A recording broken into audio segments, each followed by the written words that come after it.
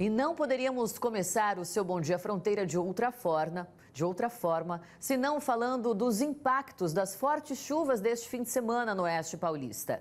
Em várias cidades, os casos de destruição foram registrados desde o temporal que começou na madrugada de sábado. Em Presidente Prudente, vários bairros foram afetados e, segundo um balanço da meteorologia, já choveu cerca de 340 milímetros neste mês, sendo que o esperado para dezembro todo seria de 207 milímetros. A repórter Aline Costa, ao vivo, vai mostrar um dos pontos de Prudente que são sempre bastante prejudicados, né, Aline? Bom dia. Realmente, Thalita, bom dia a você, bom dia a todos que estão com a gente aqui no BDF. A rua Higino Lang é bastante conhecida já por conta desses transtornos, né, causados pela chuva. Geralmente os moradores reclamam bastante, a gente recebe muitas reclamações em relação à situação que a rua fica por conta de temporais, né? Nesse momento, a gente está aqui agora de manhã, né, na manhã desta segunda-feira, a situação já está um pouco mais controlada, mas a gente percebe que próximo à calçada e até em cima da calçada ainda tem uma grande quantidade de água e muita lama também por conta das fortes chuvas que atingiram toda a região ontem, né, nos últimos dias aí, chovendo bastante, e aí a situação agora é essa. Quando nós chegamos aqui, até um motociclista parou para conversar com a gente e falou que realmente é uma situação complicada, que isso aqui vira uma verdadeira piscina. E realmente, nas imagens que a gente tem, que foram registradas ontem, a gente pode ver que a situação é bem diferente, é bem mais complicada, vira um verdadeiro lago isso aqui, e os moradores ficam bastante assustados, espantados com a situação, com medo que a água entre nas casas, né? E aí realmente uma situação bem complicada, bem difícil para quem vive aqui na rua.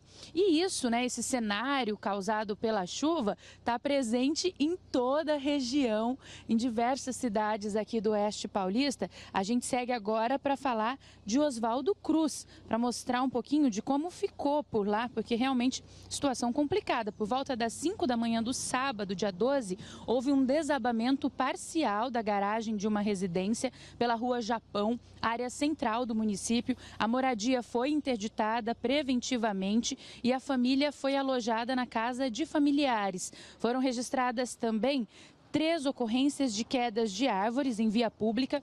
Apesar dos transtornos, não houve registro de vítimas. Tanto o teto quanto o muro do local cederam. Segundo o coordenador da Defesa Civil de Oswaldo Cruz, entre sexta-feira e a madrugada de sábado foram cerca de 60 milímetros de chuva na cidade. Teodoro Sampaio também teve estrago, viu? Segundo a Prefeitura, o cemitério municipal foi o local mais atingido. Conforme o prefeito de Teodoro, Juninho Poceiro, o cemitério municipal foi o local mais atingido da cidade, que praticamente todas as árvores de lá foram impactadas. Ainda disse que enviaram a situação para a Defesa Civil do Estado, pois foi a terceira vez que um temporal atingiu o município com esta intensidade nesta reta final do ano. O prefeito afirmou ainda que, além do cemitério, também foi atingido o barracão da coleta seletiva e o bairro Nova Teodoro. E de Teodoro a gente segue para Martinópolis, onde os volumes elevados de chuva provocaram pontos de alagamento, com destaque para o cruzamento da rua José Teodoro com a Avenida Padre João Schneider, onde houve o colapso de uma tubulação de esgoto, atingindo até uma residência. 3 pessoas ficaram desalojadas por lá e foram encaminhadas para a casa de parentes também. Por segurança, o trânsito no local permanece interditado na rua José Teodoro, no trecho entre a Avenida Padre João Schneider e a rua Francisco Martins Figueira. Por lá não houve registros de feridos e os trabalhos continuam agora nesta segunda-feira.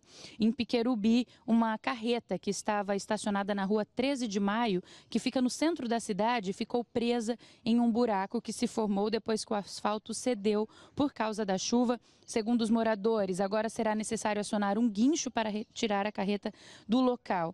E em IEP, a Defesa Civil informou que a ponte que liga a Vila Vila Dauer ao centro encontra-se interditada em ambos os sentidos por medidas de segurança.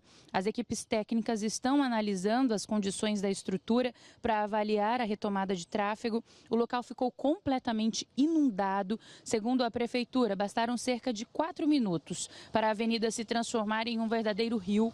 O município apurou que esse cenário foi consequência do estouro da barragem de um pesqueiro da cidade e disse que iria decretar situação de emergência por lá. Então, como a gente pode acompanhar, né, por todas essas imagens, por todas essas situações envolvendo os municípios da região, a chuva deixou bastante estrago por aqui, muita coisa ainda a ser resolvida, né? Hoje é aquele trabalho realmente de rescaldo, além dos outros dias também, né, que os municípios estavam trabalhando para isso.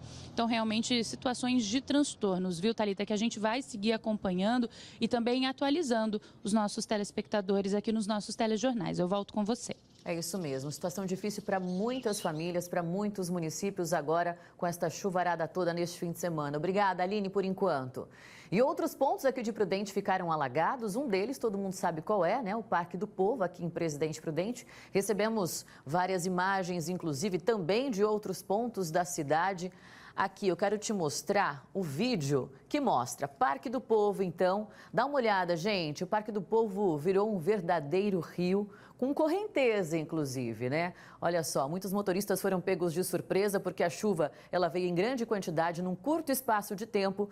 Muitos motoristas, em outros vídeos, inclusive pelas redes sociais, recuando, outros tentando passar, o que não é o ideal, é um risco danado para a segurança de toda a população. Tem também, olha, o Lio mandou estas imagens para a gente de um ponto de alagamento no Parque São Mateus, pertinho do Parque Ecológico Nelson Bugalho. A chuva era intensa ontem à tarde. Tenho este outro vídeo deste local, um motociclista, como você vê, recuando, voltando, porque ele percebe que realmente fica intransitável.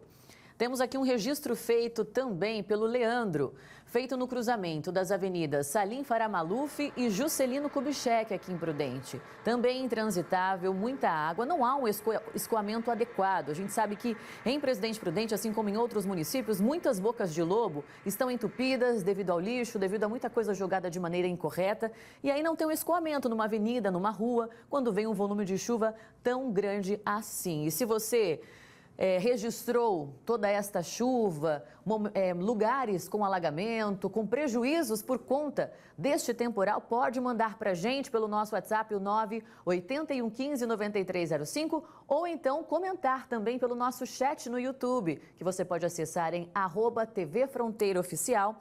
E olha, reforçando para você que, segundo a meteorologia, foram cerca de 220 milímetros de chuva de sexta-feira para cá, sendo que o acumulado de dezembro já chegou a 340 milímetros, enquanto a média histórica, gente, é de cerca de 207 milímetros, ou seja, estamos só na metade do mês, tem mais chuva prevista e deve aumentar ainda mais esta quantidade.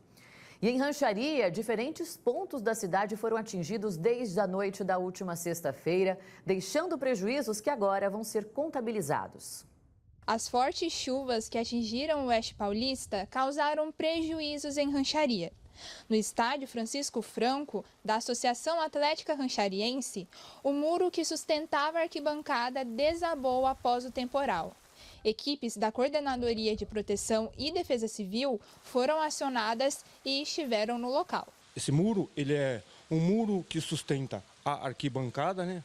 Parte da arquibancada, e provavelmente deve ter tido infiltração. Como é aterrado, o peso veio a desabar todo esse muro. Nós estivemos lá, isolamos, né, para evitar algum dano maior, e foi notificado ao proprietário, né, por ser um clube particular, né, um estádio particular, para ver quais as providências que ele irá tomar. A ocorrência aqui na Vila Iguaçu foi registrada por volta das 4h30 da madrugada. Com a chuva e os fortes ventos, a estrutura não suportou e acabou caindo. E dos 3.000 lugares disponíveis na arquibancada, cerca de 800 cederam.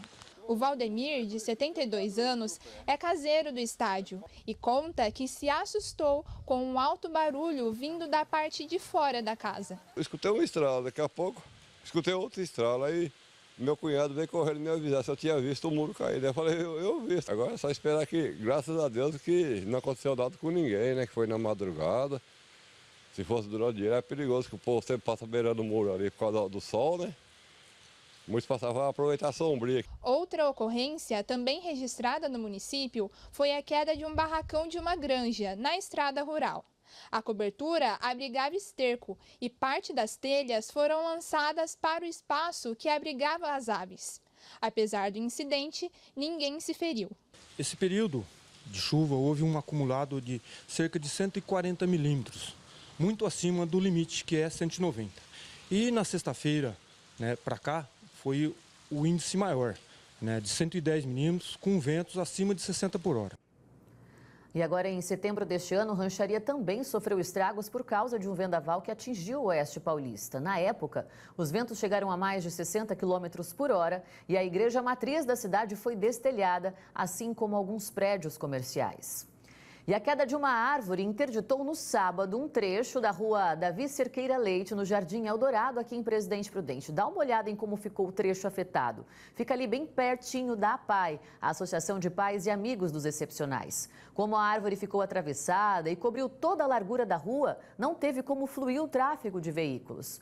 Funcionários da concessionária a Energisa foram acionados para comparecer ao local e atuar na retirada da árvore, que também atingiu a rede elétrica, mas não chegou a provocar interrupção no fornecimento de energia para os consumidores. No fim do dia, por volta das 5 da tarde, nossa equipe retornou ao local e a árvore já estava cortada e tinha sido arrastada para cima da calçada, para que os veículos pudessem circular por este trecho. Naquele dia, faltava apenas o município retirar tudo do meio da via.